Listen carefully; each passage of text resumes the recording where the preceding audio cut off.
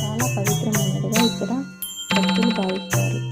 ఇక్కడ స్నానం చేయడం లేదా ప్రార్థన చేయడం వల్ల సర్పదోషం, రాహుకేతు దోషాలు తగ్గుతాయని భక్తుల నమ్మకం.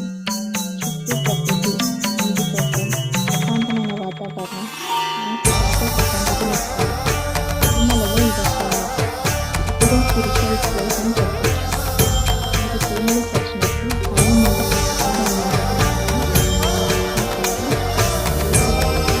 లైక్ చేయండి, మా ఛానల్ని సబ్స్క్రైబ్ చేసుకోండి. Thanks for watching.